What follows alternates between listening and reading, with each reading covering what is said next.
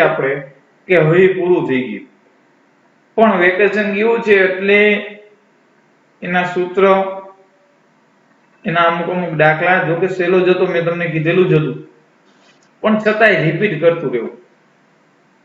આપણે અગાઉ ચર્ચા થઈ હતી કે સૂત્રની બુક એક અલગ બનાવવાની છે, તો બનાવેલી હોય તો એક નજર નાખી લેજો. બીજો ભાગ ચાલુ થાય ત્યાં પેલા ભાગમાં થોડું રિવિઝન થઈ જાય, બરોબર. એટલે પહેલો ભાગ 48 માર્કનો આપણે ચર્ચા કરી હતી, કોષ ઘટાડો કર્યો છે. એમ બીજા ભાગમાં પેલું ચેપ્ટર સંભાવના આપેલું છે, એ પણ 12 માર્કનું જ છે. હું લખાવીશ દાખલા ચાલુ થાય ત્યારે, અથવા કઈ ફેરફાર આવશે તો પછી છેલ્લે લખાવી દઈશ. તો સંભાવના વિશે આપણે ચર્ચા કરવાની છે આજ. ભાગ 2 ચેપ્ટર 1 સંભાવના, બરોબર, એના વિશે આપણે ચર્ચા કરવાની છે. તો સંભાવના વિશે આપણે જોતા જાય તો એની પ્રસ્તાવના જોઈ લઈએ. વાસ્તવિક એને આપેલું છે, તેમાં કીધેલું છે કે આપણા રોજબરોજના જીવનમાં અનેક ઘટનાઓ બને છે. આ ઘટનાઓ પૈકી કેટલી ઘટનાઓ ચોક્કસ બનશે જ એવું આપણે નિશ્ચિતપણે કહી શકીએ છીએ. જેમ કે જન્મ લેનાર દરેક માનવી મૃત્યુ પામશે, કોઈ અમર થશે એવું કઈ આપણે કહી શકીએ નહીં. ઝાડ પરથી છૂટું પડેલું ફળ જમીન પર પડશે, જોજો આ વસ્તુથી ચોક્કસ બનશે જેવું આપણે કહી શકીએ છીએ, બરોબર. કોઈ વેપારીને વસ્તુનો એકમ વેચવાથી ₹10 નો નફો મળતો હોય તો તે વસ્તુના 500 એકમ વેચે તો એને કેટલો નફો થાય? તો 50 એકમો વેચે તો કેટલો નફો થાય? તો 50 ગુણ્યા 10, કારણ કે એક એકમે એને કીધેલું છે ₹10 નફો થાય છે, તો 50 ગુણ્યા 10 એટલે ₹500 મળશે, બરોબર. એનો નફો એ ફિક્સ જ છે. એક વ્યક્તિ કોઈ રાષ્ટ્રીયકૃત બેંકમાં 1 લાખ વાર્ષિક 7.5% ના વ્યાજ દરે મૂકે તો તેને વર્ષના અંતે 7,500 વ્યાજ તરીકે મળશે વગેરે. આવી ઘટનાઓ જે છે એ ચોક્કસ આપણે કહી શકીએ છીએ. આ ઘટનાઓ નિશ્ચિત છે, પરંતુ કેટલીક ઘટનાઓ એવી હોય છે કે જે બનશે કે નહીં તે અગાઉથી નિશ્ચિતપણે કહી શકાતું નથી. જેમ કે કોઈ સમતોલ સિક્કો ઉછાળીએ ત્યારે તેની ઉપર બાજુ છાપ મળશે. હવે તમે મેચ જોતા હોય અથવા સિક્કો તમે ઉછાળો એ, બરોબર, અહીંયા કીધેલું છે સમતોલ સિક્કો એક કીધેલો છે અને તેની ઉપર છાપ મળશે એવું આપણે ફિક્સ કહી શકતા નથી. છાપ અથવા કાંટો મળશે આપણે એવું કહી શકીએ. રાજા રાણી આપણે જે સિક્કો ઉછાળી ત્યારે આવું કહેતા હોય છે, બરોબર. એટલે એને કીધેલું છે કે એક સમતોલ પછી 6 બાજુ વાળો એક સમતોલ પાસો ફેંકતા પાસાની ઉપર બાજુ મળતો અંક 3 હોય એવું આપણે કહી શકીએ? અગાઉ ન કહી શકીએ. નવો જન્મ લેનાર બાળકની જાતિ નર હશે એવું કહી શકીએ આપણે? ન કહી શકીએ. કારખાનામાં ઉત્પાદિત તેલ એકમો ગુણવત્તાની દ્રષ્ટિએ ખામી રહિત હશે. ચાલુ વર્ષે અમુક વિસ્તારમાં કુલ કેટલો વરસાદ પડશે? ચાલુ વર્ષે રાજ્યમાં ઘઉંના પાકનું કેટલું ઉત્પાદન થશે? આ આપણે કંઈ કહી શકતા નથી. બે દેશ વચ્ચે રમાતી એક ક્રિકેટ મેચનું પરિણામ શું આવશે? વગેરે. જેમ તમે ધોરણ 12 માં ભણો છો તો એમાં પણ બે વિકલ્પ છે. ક્યાં ફોર્મ ભર્યું છે, જો વ્યવસ્થિત મહેનત કરો તો પાસ થાવ, નકર ફેલ થાવ. પછી રિઝલ્ટ આવે ને ત્યારે ખબર પડે. આપણે અગાઉ કહી શકતા નથી. જો સારી મહેનત કરી હોય તો આપણે કહી શકીએ છીએ, બરોબર. એટલે આ બધી જે છે એ આપણે ચોક્કસ એને કહી શકતા નથી કે આજ આવશે, બરોબર. આપણે એક નિર્દેશ અવકાશ એનો એ કહી શકીએ છીએ કે મેચ છે એમાં બે વિકલ્પ છે આપણી પાસે, એક તો જીત અને એક તો હાર. જીત મળશે એની સંભાવના કેટલી છે? તો બે વિકલ્પ આપણી પાસે મળ્યા છે તો છેદમાં 2 મૂકી આપણે. પણ જીતનો તો એકના છેદમાં 2 એટલે 50% જીત અને 50% હાર આપણે એવું કહી શકીએ છીએ. પણ એ મેચ પૂરો થયા પછી આપણે એને ફાઇનલ કહી શકીએ છીએ કે આજ દેશના ખેલાડી આ મેચ જીત્યા છે. અગાઉ આપણે કોઈ કહી શકતા નથી. આવી ઘટનાઓ એવી છે કે જે બનશે જ એવું આપણે નિશ્ચિતપણે કહી શકતા નથી. આવી ઘટનાઓ વિશે સચોટ અનુમાન કરવાનું શક્ય નથી. કદાચ તમે અનુમાન કરો તો એ આપણે શક્ય ન કહી શકીએ. આવી ઘટનાઓ બનવાની છે કે નથી બનવાની ઓછી વધતી શક્યતાઓ ખ્યાલ આપણે આપણી આપસૂદથી મેળવી શકીએ છીએ. હવે કદાચ સિક્કો ઉછાળી તો આપણે એમ કહીએ કે છાપ મળે, તો આપણે એવું ફાઇનલ ન કહી શકીએ, મળે નહીં મળે, બરોબર. એટલે આપણે આપસૂદથી કદાચ તમે એ કરી શકો છો, કહેવાનું મીનિંગ, બરોબર. પરંતુ આવી ઘટનાઓ બનવાની કે ન બનવાની બાબતમાં અનિશ્ચિતતા રહેલી છે. આપણે માની લઈશું કે આવી ઘટનાઓ બનવાનું કે ન બનવાનું અજ્ઞાત તત્વો પર આધારિત છે, આપણે એવું કહી શકીએ, બરોબર. એના પછી કીધેલું છે જેને આપણે ચાન્સ કહીશું. ચાન્સ ફાઇનલ ન કહીશું. આવે તો ભલે, ન આવે તો ભલે.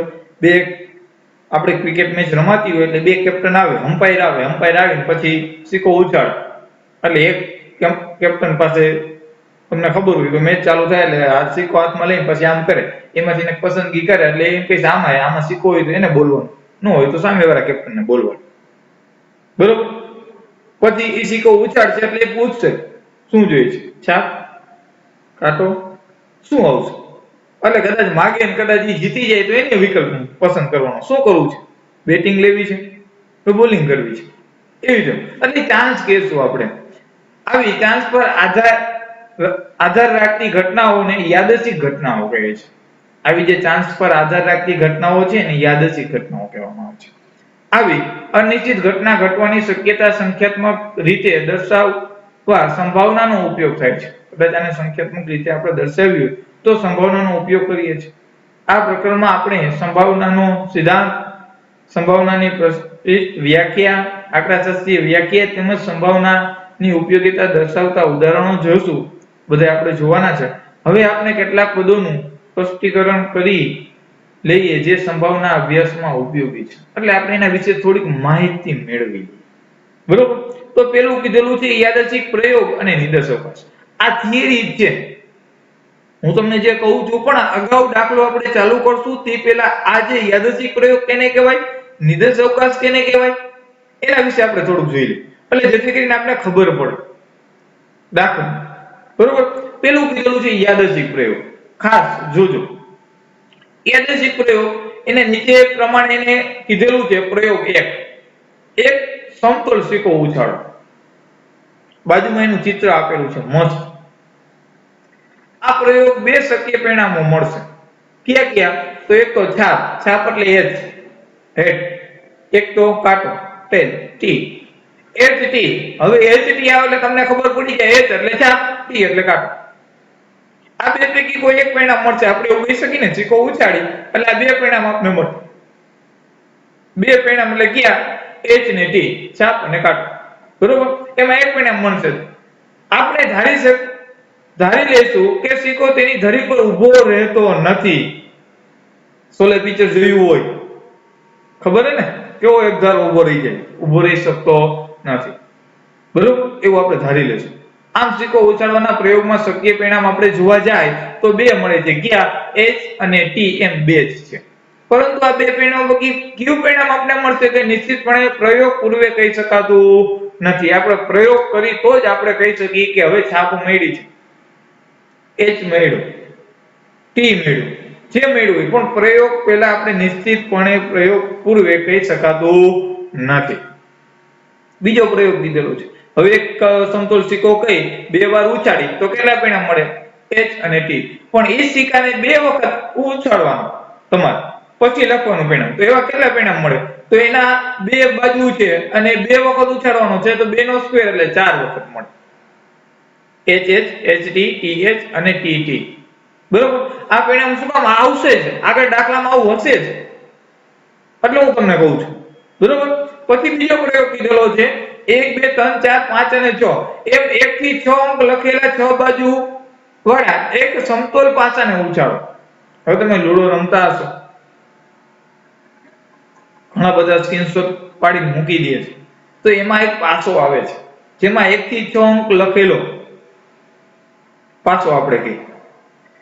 હવે એમાંથી કોઈ પણ અંક મળે એ આપણે કહી શકતા નથી પ્રયોગ પહેલા.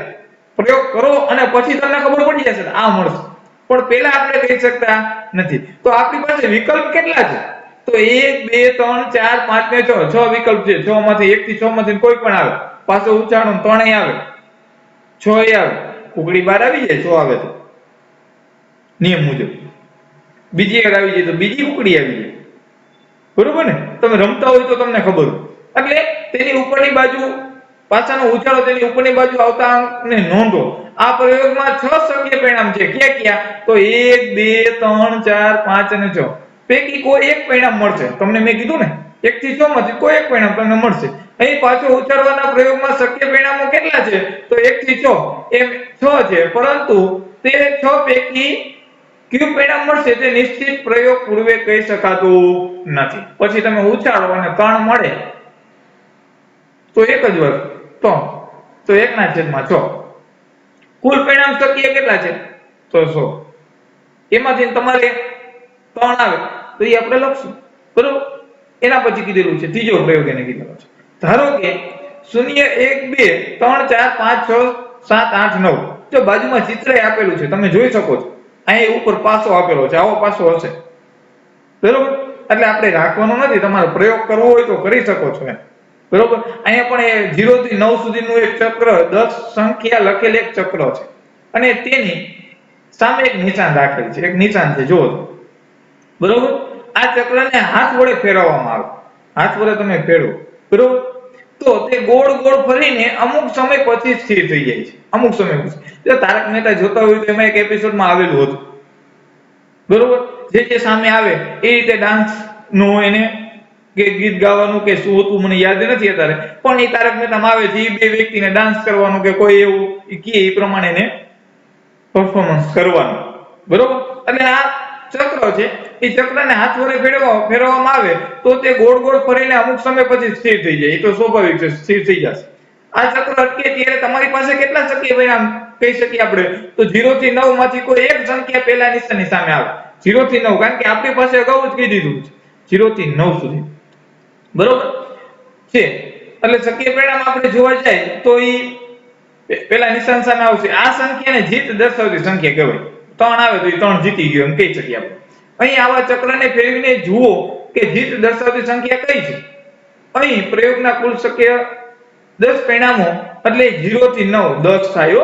0 લેવાનો, 0 1 2 3 4 5 6 7 8 9 9 સુધી લેવાનું, એટલે 10મું નથી પાછું, એટલે 10 મળે છે. પરંતુ આ 10 સંખ્યાઓ પૈકી કયું પરિણામ આવશે જીત દર્શાવતી સંખ્યા તે નિશ્ચિતપણે પ્રયોગ પૂર્વે કહી શકાતું નથી. કોઈ એવું કહી ન શકે 3 જ આવશે, 3 જ ઊભું રહી જશે, સ્થિર થઈ જશે, એવું આપણે કહી શકીએ છીએ? નથી કહી શકતા, બરોબર? આ યાદચ્છિક પ્રયોગ છે, આપણે અત્યાર સુધી જોઈએ, બરોબર? પછી આપણે જોઈએ આગળ તો શું કીધેલું છે. હવે એના પછી કીધેલું છે કે નિર્દેશ અવકાશ. આપણે નિર્દેશ અવકાશ વિશે ચર્ચા કરીએ, કારણ કે યાદચ્છિક પ્રયોગ કર્યો પછી નિર્દેશ અવકાશ. કોઈ પણ યાદચ્છિક પ્રયોગના શક્ય તમામ પરિણામોના ગણને યાદચ્છિક પ્રયોગનો નિર્દેશ અવકાશ કહેવામાં આવે છે. જોજો, ખાસ પાકી કરવાની છે અને લખવાની પણ છે. જોજો, કોઈ યાદચ્છિક પ્રયોગ જોયો તમે, યાદચ્છિક પ્રયોગ અગાઉ કર્યો ને આપણે, શું? એક સમતોલ સિક્કો, એક પાસો અને એક ચક્રને ફેરવું, બરોબર? એ યાદચ્છિક પ્રયોગના શક્ય તમામ પરિણામો. હવે પાસો હતો આપણી પાસે, એટલે સોરી સિક્કો હતો તો h ને t મળતા, શક્ય પરિણામ 2 થયા.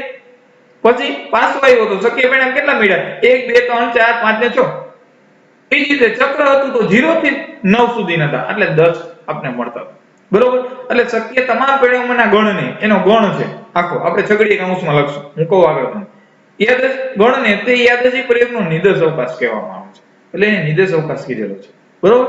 હવે આપણે જે દાખલા ગણશું એમાં નિર્દેશ અવકાશ પહેલા આપણે મેળવવાનું થશે. નિર્દેશ અવકાશને સામાન્ય રીતે u અથવા s વડે દર્શાવવામાં આવે છે. અંડરલાઈન કરજો અહીંયા.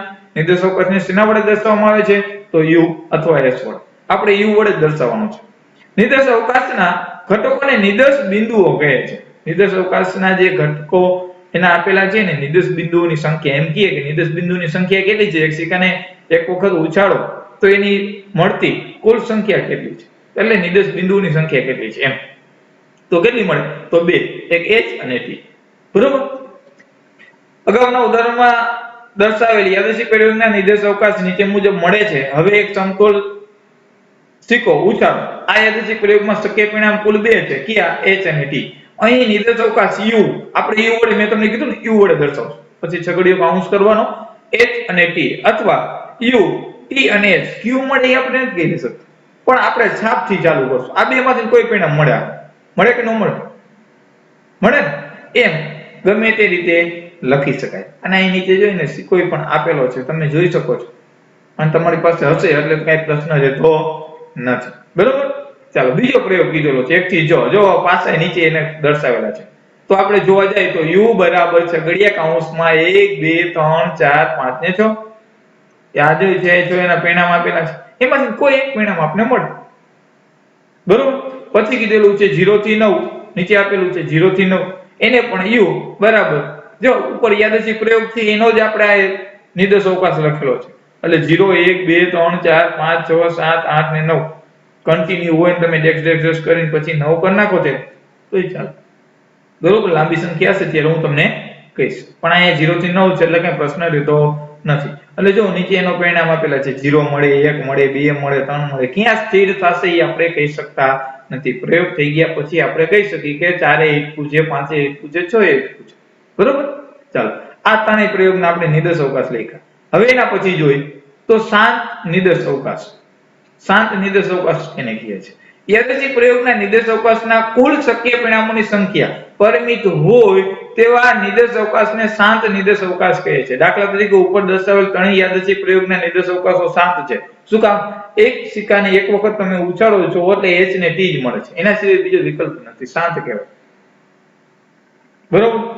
એના પછી ગયા આપણે તો બીજું શું હતું પાછા એમાં 1 થી 6 જ મળે એના સિવાય બીજો વિકલ્પ જ નથી. એના પછી જોઈએ તો 0 થી 9 સુધી એ જ મળે બીજા કઈ મળે નહીં. એના પછી કીધું એટલે એને શાંત નિર્દેશ અવકાશ કહેવામાં આવે છે. બરોબર. ચાલો અનંત નિર્દેશ અવકાશ. અનંત એટલે આપણે કહી ન શકીએ. બરોબર. યાદચ્છિક પ્રયોગના નિર્દેશ અવકાશના કુલ શક્ય પરિણામોની સંખ્યા અપરિમિત હોય તેવા નિર્દેશ અવકાશને અનંત નિર્દેશ અવકાશ કહે છે. દાખલા તરીકે ઉત્પાદિત ઇલેક્ટ્રિક બલ્બનું આયુષ્ય L કલાકમાં માપી અને નોંધીએ ને તો તે વાસ્તવિક સંખ્યા થાય L નું મૂલ્ય 0 થી મોટું થાય એવું આપણે કહી ન શકીએ કે અહીંયા સુધી બલ્બ બાજુમાં આપેલો છે. બરોબર. તો ઈ ક્યાં સુધી ચાલુ રહેશે? તમને એમ કહે કે કોઈ કંપની લેવા જાવ તમે લેમ્પ. બરોબર. તો તમને એમ કહેશે કે આને 1 વર્ષની વોરંટી પણ 1 વર્ષમાં પતી જશે એવું કહી શકીએ આપણે કે 5 દિવસ પછી થાય? અનંત નિર્દેશ અવકાશ છે. બરોબર. પછી આપણે એમ કહી કે આ જોયું. બરોબર. પછી એમ કહી એક સિક્કાને ઉછાળો જ્યાં સુધી છાપ ન મળે ને ત્યાં સુધી તમારે ઉછાળવાનું. તમારા લક ચાન્સ કરતા હોય તો પહેલી જ વખત છાપ મળી જાય એના કરતા તમે 10 વખત ઉછાળો તો છાપ ન મળે.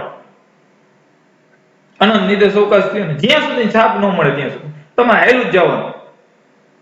તો આપણે કહી શકતા નથી. એટલે અહીંયા આપણે એવું કહી શકીએ કે 0 થી 700 બરોબર એનો પ્રયોગ કરી શક્ય પરિણામ અનંત હશે એવો નિર્દેશ અવકાશ આપણે જોવા જાય તો આ બલ્બનું મહત્તમ આયુષ્ય 700 કલાક ધારી લેવાનું આપે છે. તો આને 700 0 થી 700 સુધી મળે ત્યાં સુધીનું આપણે કહી શકીએ. બરોબર. એટલે આપણે એવું ફિક્સ ન કહી શકીએ 700 કલાક સુધી 750 કલાક એ થઈ જાય પણ અનંત નિર્દેશ અવકાશ છે જેનો ક્યાં છેડો નથી આપણે કહી શકીએ. આ તો ધારી લઈ તો 700 એ આપણે પતી જાય. બરોબર. ધારીએ તો હવે આપણે જોશું દાખલા શરૂઆત ચાલુ કરશું આપણે સ્વાધ્યાય પણ આ થિયરી જે છે એ તમારે વ્યવસ્થિત પાકી કરી અને પાકી નોટમાં ઉતારી લેવાની છે. નિર્દેશ યાદચ્છિક પ્રયોગ નિર્દેશ અવકાશ શાંત અનંત આ બધી વિગત સાથે બધું પાકી નોટમાં ઉતારી અને મને ફોટો મોકલી દેવાનો છે. રેડી? પછી આપણે દાખલા ચાલુ કરશું એટલે નેક્સ્ટ લેક્ચરમાં હવે દાખલા આપણે ચાલુ કરી દેવા જ છે. રેડી? ચાલો તો આજે આપણો લેક્ચર અહીંયા પૂર્ણ કરીએ છીએ.